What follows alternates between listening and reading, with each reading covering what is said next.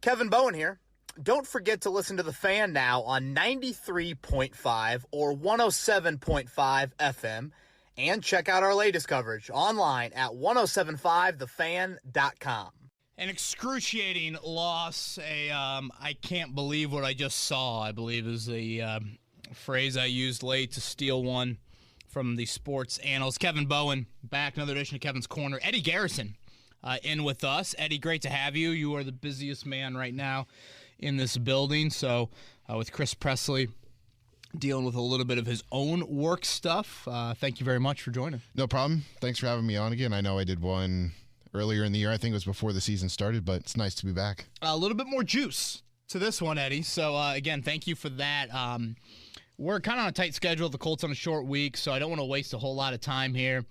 We'll try to stick to as normal of a pod as you guys are used to, but Colts have media availability here coming up late on a Monday morning, so the show just ended, so I want to get into just overall, man, what a golden opportunity. You know, you're up 2 scores. You know, you had 70-some yard advantage in penalties. Derrick Henry is hurt, and you did a great job on him as well. I don't want to lose sight of that. I thought the run defense was really good. And you're in your own building. I thought Lucas Oil was a great environment. Everything seemed to be kind of going right for you.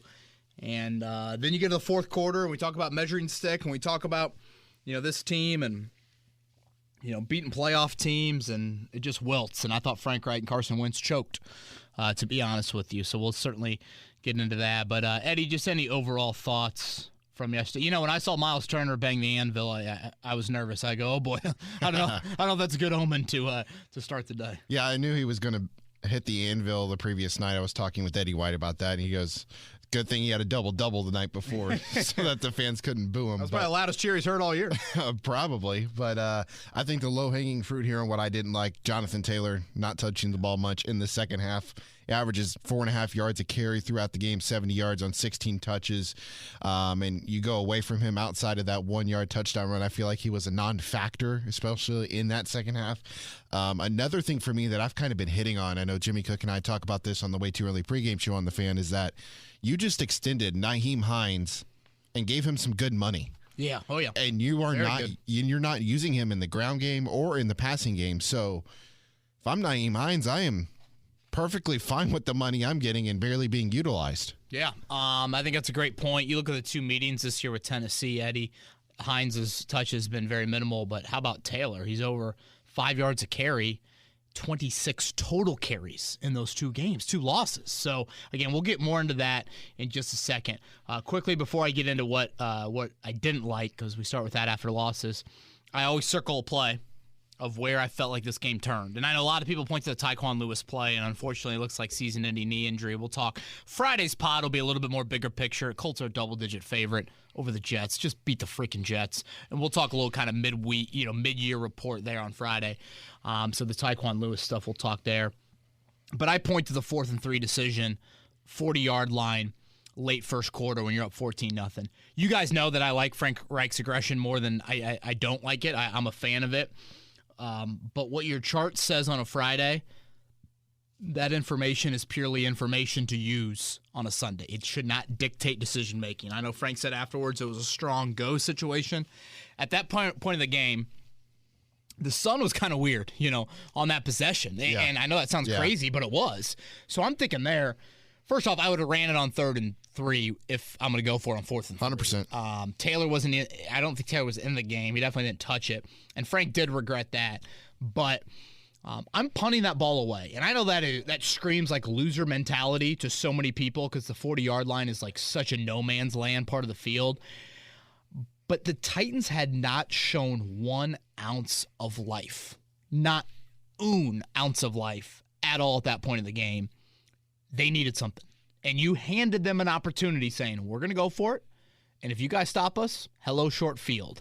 Rigoberto Sanchez, at that point of the season, I'm not sure if he had one in the game. I don't remember him having one during the game. Yeah, he didn't have one. The dude's got 1 touchback all year.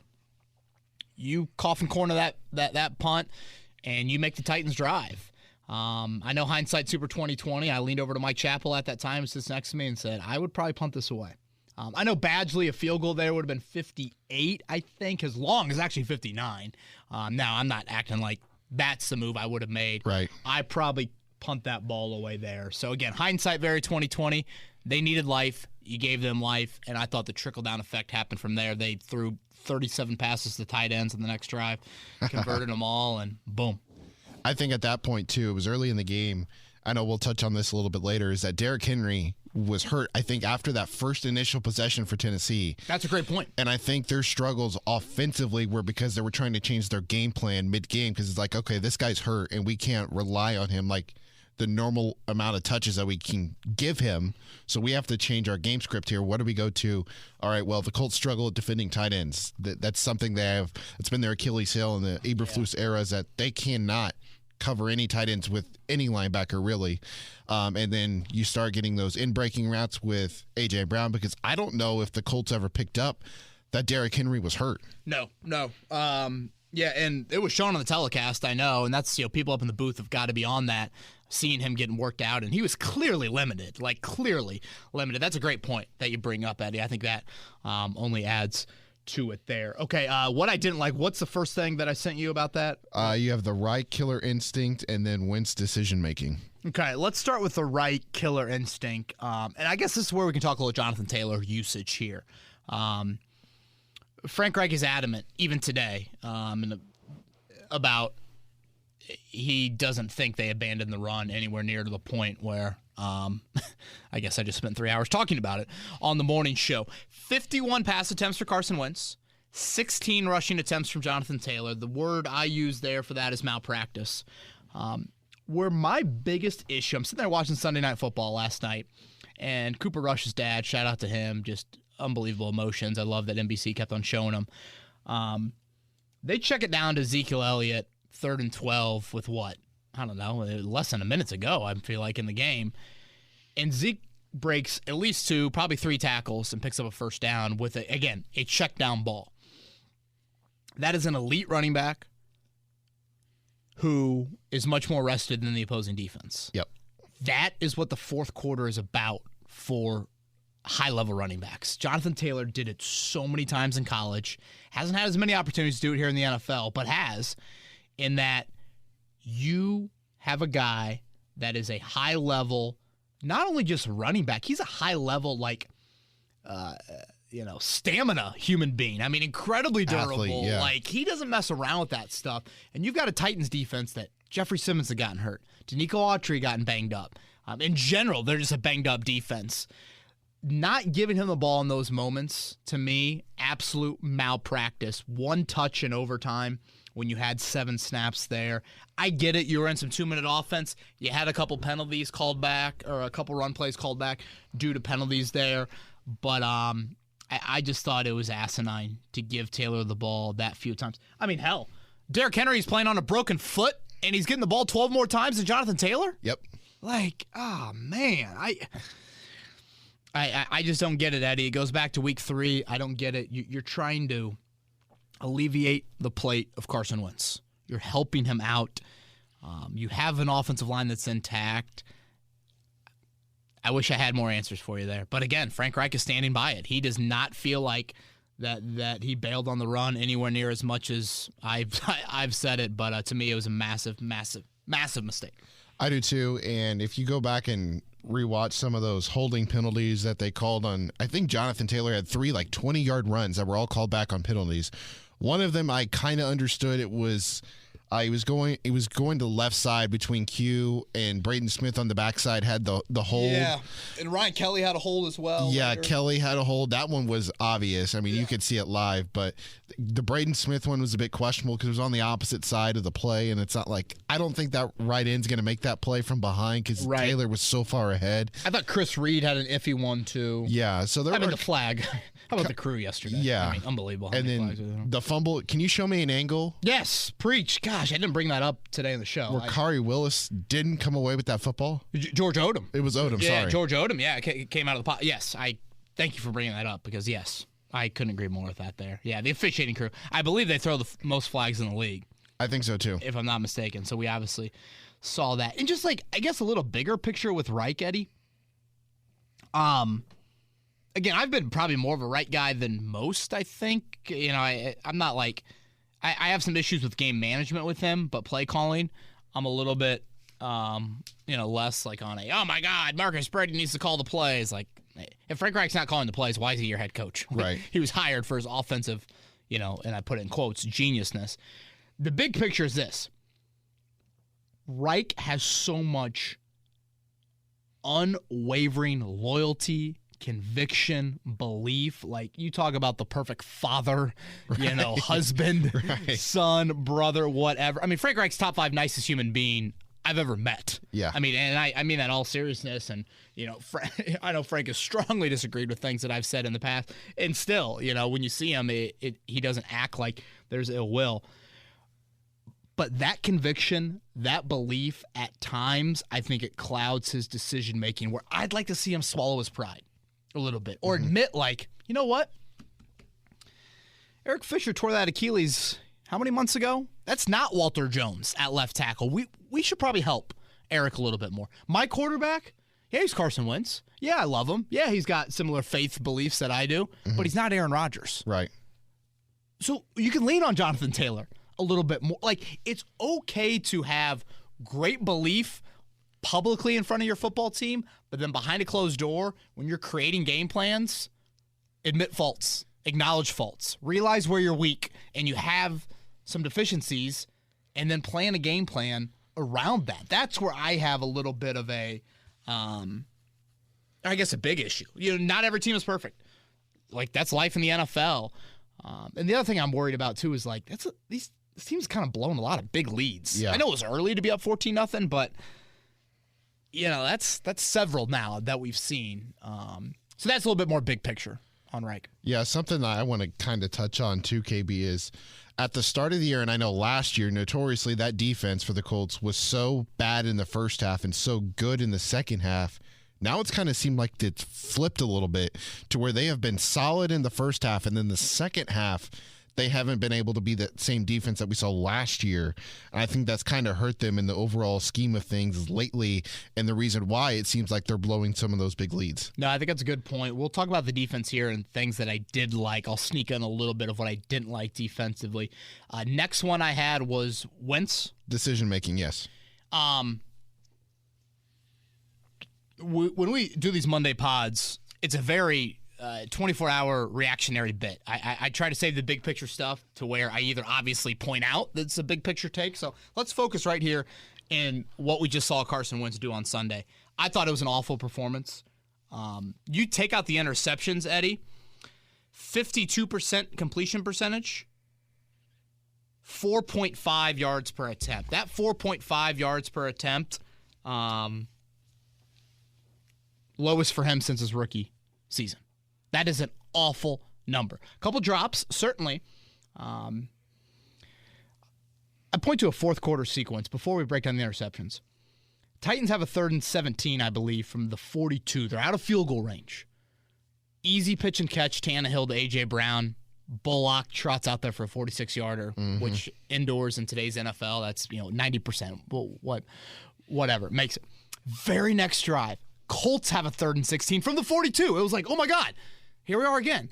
Wentz has Ashton Dulin wide the bleep open. Throws it over Dulin's head. Just because Dulin's a good athlete, he's able to go up and get fingertips on it. Yeah. And now you got a punt. And it's just like the inaccuracy of Wentz. I thought in the fourth quarter it's the shakiest we've seen him all year long. 3 of 14 on his final 17 pass attempts. Second half, he was 8 of 19. God, that's horrific. With the rating of 50.1. Against corners that you got to go to your, booklet to find who these corners are. I mean, it's arguably the weakest cornerback group in the NFL right now. That's awful. That's awful play by your quarterback. Carson Wentz has done a lot of good this season. A lot of good for you. There are steps to being an elite quarterback. Yesterday, 90 seconds to go, I tweeted out something like, what a moment for Carson Wentz. Here's your opportunity in your new home against a weak cornerback group, game on the line, arguably the season on the line when you're talking about it from an AFC South standpoint. And Carson Wentz literally was when I take a shower with Rosie Bowe and she gets out and I'm scrambling to find a diaper and she just pees all over the floor. And sure enough, he was like, you know what? Rosie's like, Dad, you didn't learn, because Rosie's done that probably twice to me in the last week. Carson did it twice. He's like, oh, regulation wasn't good enough. I'm going to do it again. Let's go to the interceptions, all right? Last week's pod. What I like, what I didn't like. We do it every show. What I didn't like last week was the turnover-worthy plays we saw from Wentz. I wanted to point it out because I said, let's go back to the Miami game, folks. Miami game ends. Jacoby Brissett is moving the ball up and down the field at will in the fourth quarter. Let's circle that. Let's watch that against an elite opponent. If that shows up against a better team, you're getting burned. Lamar Jackson, 8 days later, burned. Last Monday's pod. 49ers game, turnover-worthy plays. Wentz was lucky not to have 2-3 interceptions by the midway point of the second quarter. Oh, 100%. We circle it. Yes, the weather wasn't great, but let's just keep an eye on this because that decision-making wasn't good. And usually Wentz does not throw a lot of INTs. Fumbles, it really has been his big issue. Yesterday, it showed up, and you got burned against a better team. So what I'm hearing is that you can predict next week's lottery numbers. Shit, man! You see how much money I lost gambling this weekend. You would not go there. Although I did pick the Titans so far, 8 for 8 this year on my Colts picks. So Rosie Bowe is getting a nice little bump in the old 529 here. All right, for first interception. What was the play call? A screen in that situation, I get it. It's the first play of a drive. You think you can catch the defense off guard. Give me a draw. How about a draw to Taylor? A draw to Hines. That would have been better to me. The screen puts Wentz right into the end zone. So, again, Frank Reich has thought about this play call for how many minutes? So, he knew this drive was coming. Yeah. And that's the play call? And then Reich after the game is saying, I apologize. I appreciate the transparency. I appreciate the apology. I appreciate you admitting that you're wrong. But this is the NFL. You don't have 9 lives. You apologized after Baltimore. You got lucky against San Francisco. You got another opportunity to correct it, and you did. And now your lives are all but out, and it's not even November. Okay, where do you stand on the Carson Wentz decision in that point of the game? Horrific. Do you take the safety and risk it? It's. I had some caller try to say that Carson Wentz should deserve credit for not taking the safety there because the safety would have ended the game. I'm like, if Carson Wentz is thinking that in that moment, this dude should be making every decision for our country right now that he can literally think like that on his feet. You freeze frame it, Eddie. Bud Dupree is slowly getting up to his feet because Bud Dupree was right there. He blew up Hines and Fisher, or whoever else was over there. And Danico Autry is coming into Carson Wentz's face and is a free rusher. Mo Alley Cox is now posted up, hands up. Carson has got the ball cocked like he's going to throw it. Yeah. And he's got 2 feet in the end zone. At that point of the game, now with this officiating crew, who knows, if you throw that ball in a 2-yard radius of Mo Alley Cox and you throw it as hard as you can into the ground, they're going to call that incomplete. You always see them give the benefit of the doubt to the court. Think about how many balls Rivers just threw into the ground. I'm like, that's got to be grounding. Rivers is so herky-jerky. And sure enough, he's running over to the ref and pointing out, guys that are in the area. And the refs are like, yeah, he's right. You can get away with that there. You got 2 free rushers. You can't move out of the pocket at that point. Yeah. I don't understand. And again, Reich put him in a bad situation. I want to make that very clear. But this is a 1st and 10, Carson. Ground it. Not ground it. You know what I'm saying. Just throw it into the dirt. Throw it in the dirt. Thank you. Throw it into the dirt there. You got to know time and score. All of that. All right. Second interception. Oh, my. To say it is 10 times worse than the first would be an understatement. Eddie, 1st and 10. Triple coverage. 1st and 10. You need a field goal. It's not 4th and 10. It's not 3rd and 8. Darius Butler had a tweet after the game. And I know you've done shows with Darius Butler. He's great insight, saying there's not one tendency from a Titans defensive back on that play that indicates that ball should be thrown there.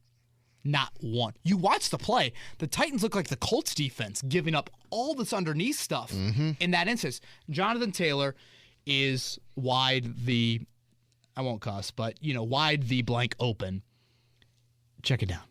Check it down. Pretty clean pocket. It's not like he was under duress either. It's just, I don't get it. Kevin Byard's a great player, certainly, and read his eyes. And like you said, call it double coverage. Hell, it's probably triple. It might be. There are a lot of white shirts. I saw two on Pitt. One was behind to prevent the catch and run, kind of like the A.J. Brown situation. And then one was trailing across the field behind Pittman, like stride for stride. A linebacker. I think it was David Long. Yeah, and then Byard came off, it looked like, of Mo to make the interception.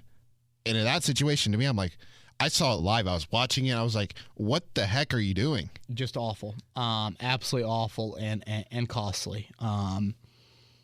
We can be very critical of Carson Wentz, and we can be very critical of Frank Reich, and we will be on this podcast today. Again, 52%, 4.5 yards per pass attempt. That is a horrific combination against a defense that had corners out there that, they're probably Broadway street acts, and they just pulled them up. Hey, you want to bust it up 65 for a game? Like, bad from Carson Wentz. Haven't seen that yet, but we saw it. And quarterbacks get evaluated for moments like that. I want to point something else out, too. On the Fan Morning Show after, I think it was Friday maybe, when you were making your predictions, you said you think the Colts would blow it late, and you said there would be one play where the loss of Julian Blackmon was felt, and I think it was felt in that 57-yard touchdown pass to A.J. Brown. Yeah, that tackle attempt by Xavier Rhodes was, to call it an attempt would probably be giving it a compliment. Yeah.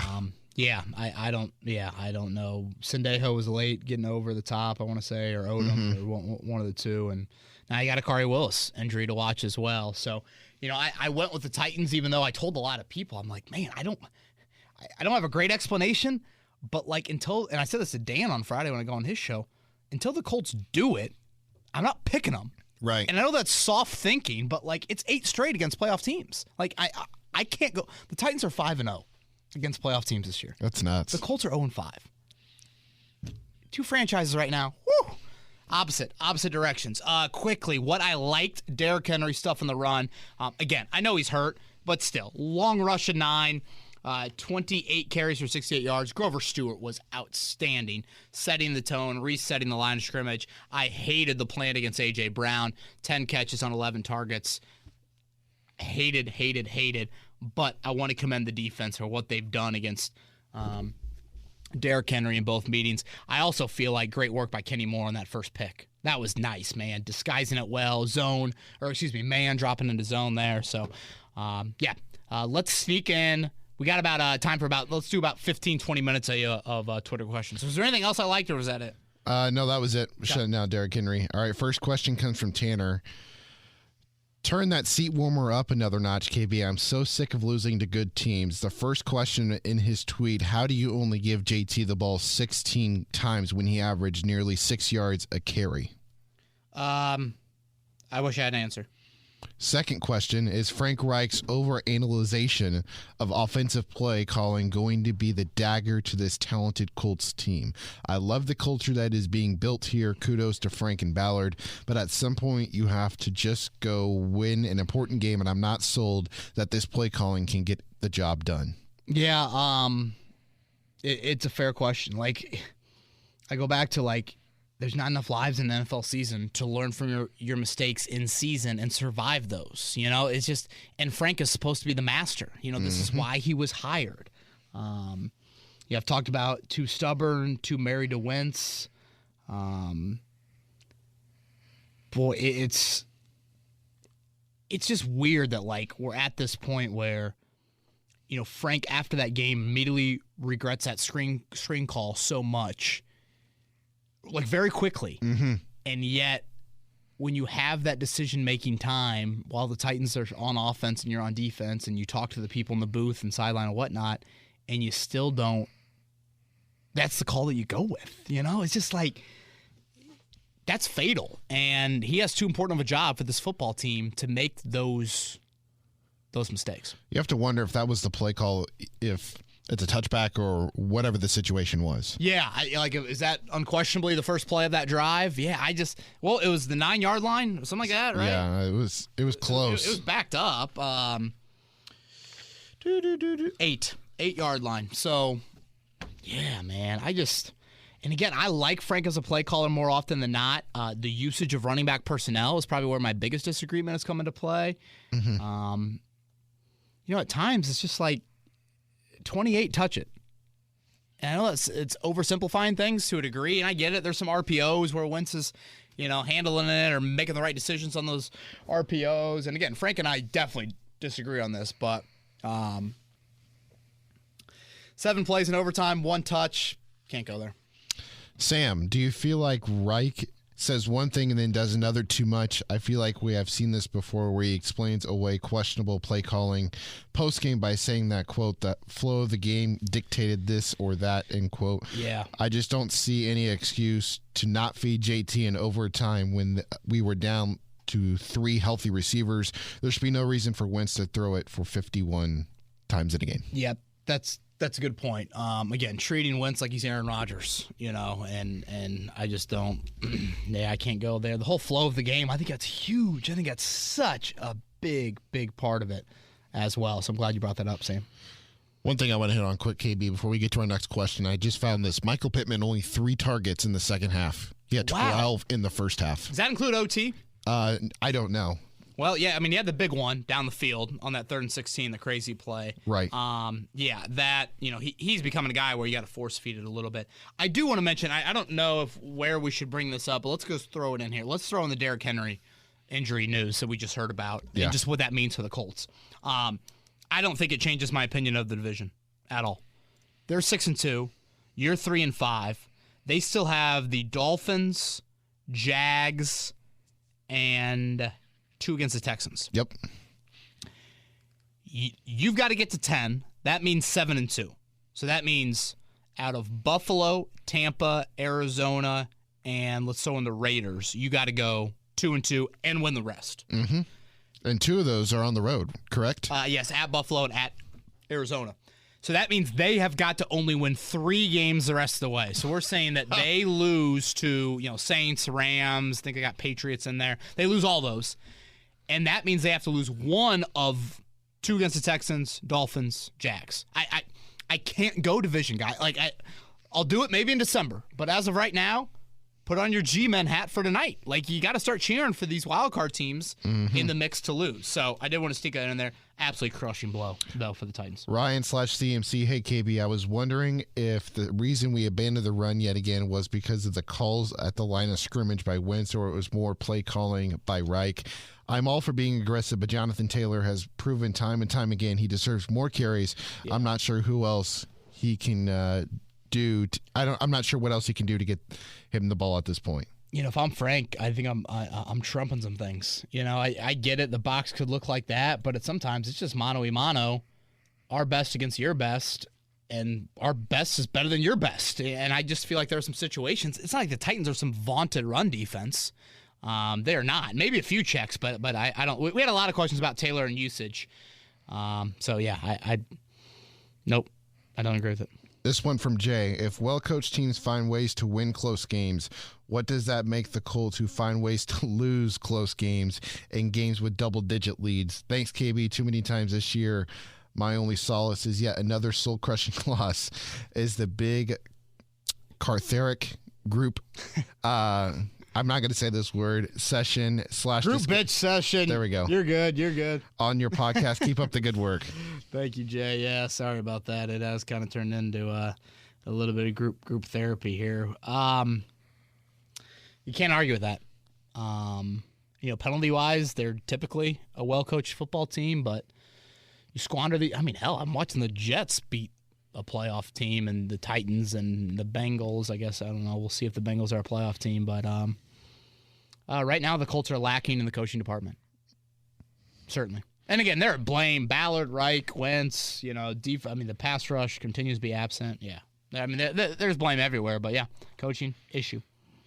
It's about players, not plays, is what Rick Venturi always says. Always.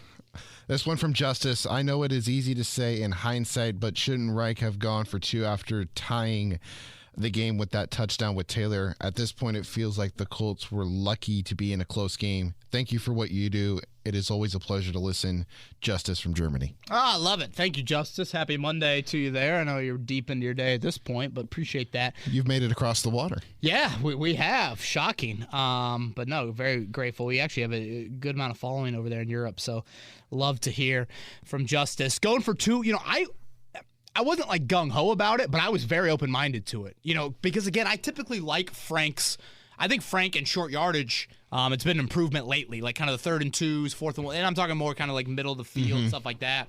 I love the RPO aspect with Wentz. I love the two backs with Wentz. How many times do you see sticking in the belly and Doyle's wide open in the flat? Or I just feel like you dump a ball to Pittman and he's not getting tackled right away. So I was open-minded to it, especially because I'm not going to pretend to know Michael Badgley's kicking career, but one of the bigger kicks of Badgley's life was that extra pointer to send it in overtime. Now, he kind of stuck it in the left upright, so that would have crept into my mind. Now, they got the ball to start overtime, and Frank's explanation was, the low red zone plays, they had used a lot of. So I'm not going to rip Frank at all for that, but I definitely was curious. I wonder if Vrabel would have gone for it.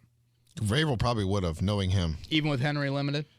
Yeah, I mean, Rick Venturi was all over it on the broadcast. He was like, "Oh, they're going for it." He said, Vrabel probably would have went for it because that's just what Vrabel does and who he is. Right. I remember in the first meeting, he went for the 9 to take the 9-point lead when they scored that touchdown like middle of the fourth quarter. I'm like, oh my God, what's he doing? And that ended the game. Right. More or less at that point there. So yeah, Justice, it is a fair question to ask. I don't know if you said this or not, but when Reich said to me, or on the media after the game, that they ran all their close red zone or low red zone plays, you would think you'd be able to have some success if you run, one of the earlier plays again in the game. Right. That, and I also am just like, and I don't know, part of me after watching Illinois Penn State maybe has this like ingrained in my head, but like you've got to have like 3 or 4 just two-point conversion plays that literally are for that. Right. Just on a day in training camp, you drill that for a half hour. And sure, if there's a 4th and goal at one point in the season and you really need it, you tap into that. But there are still some 2-minute plays where you never touch. And I just think they're so, like, I've seen a lot of window dressing off the 2 backs, off the RPOs that I love. Like, if you go back and watch that Doyle touchdown, that is masterful. Creativity, design, execution, all of that. I just believe in Frank's creativity in the short yardage. That, honestly, I guess it's a compliment to him that I'm kind of standing behind that. So, yeah. I think 9 times out of 10, if you do just a simple read action or RPO, you have Taylor on the right hip or Hines on the left hip. You let Wentz read it, and then you either have the tight end in the flat or you've got Pittman or the receiver coming across the middle on a slant. Could not agree more. This one from Z Palm. Why is Ashton Doolin having more targets than JT late in the 4th and in overtime? Yeah, Z Palm, I got nothing for you, man. I'd like to see another receiver involved too, Eddie. I like to see Kiki Kuti maybe get involved. Maybe Mike Strawn. I know the playbook has kind of been a challenge for Strawn, which is understandable, but Kuti's a guy that's been established before, and so especially with T.Y. if he's going to be out, Is that the main reason why Strawn's been in, like, healthy scratches lately? Hasn't seen much time? Okay. Really only learned one position. And I think you got to remember, too, I mean, he played at whatever the hell it's called, Charleston or whatever. And, like, they didn't play football last year. So I just think in general his playbook knowledge is just – and that's why I've tried to make it clear out of camp, like, red zone. Like, that's really – and I don't know, maybe you can evolve him in the red zone right now. But, I was very low on the quantity of reps for Mike Strawn. This one from Mike. Reich always says he self-scouts on his decisions, and yet every time he makes the same mistakes and says, quote, "That's on me." Every time it's really starting to get old. I know Reich is the coach for this team, but I can't defend some of his decisions. Where do we go from here, Kevin? Because I'm lost, man. Absolutely crushed. Mike, I hear you. What a big final 9 games, Eddie. We've made the seat warmer analogy before on this show. And I've got mine dialed up. Well, let's say it's got 3 levels. I'm on level 2 with Frank and Chris. Like I feel like at times we forget about Chris. I mean, who hired the head coach? I've always said this about the Grigson era. For the people that want to defend Grigson, so oftentimes they say, well, the coaching was an issue. Ryan Grigson hired Chuck Pagano. Like, come on now. I mean, the GM is the overseer of it all. And I know, not every answer is just fire, fire, fire. But, there has to be, stepping in. What I hope from Jim Irsay is this. I just hope critical evaluation. And not just complacency. Not just like, hey, I signed him to these extensions. I'm not doing anything. Like, critically evaluate. Jim Irsay, be a man that backs up the two Lombardi talk. And I know we all laugh at it, but Jim said this for years. So if that's a goal and you publicly state that, back that up with your actions and critically look at both of these guys and their decision making. This one from Jerry. Do you think we should trade Carson Wentz for a first-round pick and start Sam Ellinger for the rest of the season? God. No, just Jerry. Yeah, better chance I play Augusta with Tiger Woods tomorrow. No chance. And boy, if Tiger could walk 18, I'd be so happy right now. How is he doing? Do you know? I thought they showed a picture of him watching his son play the other day, and I was like, all right, what are his Masters odds? I'm going to go. So I think we're a long ways away, but in public, doing some walking. Again, I have no idea anything but beyond that. Okay, I know we're in the final minutes of the pod because you got to actually go do work. Yeah. This one from Jacob. Why can't we beat good teams? I don't know what the answer is. It just seems we have so many good things in place, and yet we still can't overcome playoff caliber teams. Yeah, I think we got enough time to finish the rest of them, Eddie. So let's go with them all. Yeah, you just lack a killer instinct. Maybe I'm kind of scarred from watching the previous era. But think about it, man. Quarterback and pass rush. They win games late. Colts don't sniff elite in the pass rush, certainly. And quarterback, they're not there. So I point to those areas. Ben, what are the odds the Colts keep Badgley over Hot Rod? No. Feel like he has a bigger leg and is fairly accurate. Also, regarding the brutal INT and overtime, do you fault the play calling for not being more conservative when all we needed is a field goal, or Carson Wentz for not seeing the check down? JT and Mo were wide in all caps open. Yeah, it's an understatement. Second INT, definitely on Wentz. He treated it like it was a 4th and 10. Badgley over Hot Rod, no, I'm not holding my breath on it. This one from YR. Eberflus has been pretty maligned since he's been here, but is it fair to judge him when the defense lacks a pass rush? The one thing you need to do for this defense to work is rush with the front four, and the Colts can't do that. Until they can, is it fair to blame Eberflus? Well, it's on somebody. I mean, how much draft capital are you going to give them? That group's got about just as much as any in the NFL, so it's either on him or on Ballard or on both. I texted you this after one of the games, and I said it was a Baltimore game. I said, when you look at that pass rush, it seems like all of those guys have one move, and it's straight bull rush. Right. There's no spin, there's no twist, there's no stunts or anything like that. This went from Austin. Hey, Kevin, this was brought to my attention yesterday. Would Carson Wentz be a good candidate for comeback player of the year? I got to cut you off there. It's got to be Dak, right? I mean, I know Dak's all banged up, but, I mean, maybe Burrow. Yeah, I was about to say. Yeah, I would say Dak. I mean, yeah, I'd have to look at a list closer, but unless things really get turned around, no. I know some of these questions were probably sent in before the game. Okay, last one. In your eyes, probably the greatest name ever. His name is Kevin. Obviously, still a lot of time for it to become an issue later in the season, but how impressive has it been so far? This team hasn't had serious COVID outbreaks with holding any players out due to protocols. Not sure when the last team statistics were provided on the team vaccination rates, but preseason concerns maybe feel we would have more issues by now. Must have just turned into bad injury luck instead. Thanks. Yeah, honestly, it is kind of crazy. You see what happened in Green Bay and Chicago, and so far, it hasn't been an issue. So we'll see how that plays out. All right, Eddie Garrison, hate to cut it off as quickly here, as abruptly as I would like, but that's where we're at right now. Kind of like Frank Reich getting rid of Jonathan Taylor. Touche on that. He is Eddie Garrison. Does a great job filling in on our various shows when he's producing. Also produces Colts pregame. Colts correct? pregame, do highlights. Pacers every night, so you hear him, Pat Boylan, and Mark Boyle on those broadcasts. Eddie, thanks to the last minute fill in, man. No problem, man. Always open for the invitation. That's Eddie Garrison right there. Kevin's Corner. We'll be back Friday morning recapping Colts and Jets. Everybody have a great week. This has been Kevin Bowen. Thank you for listening to another edition of Kevin's Corner. If you haven't already, subscribe on iTunes or Stitcher for the best Colts and Pacers coverage.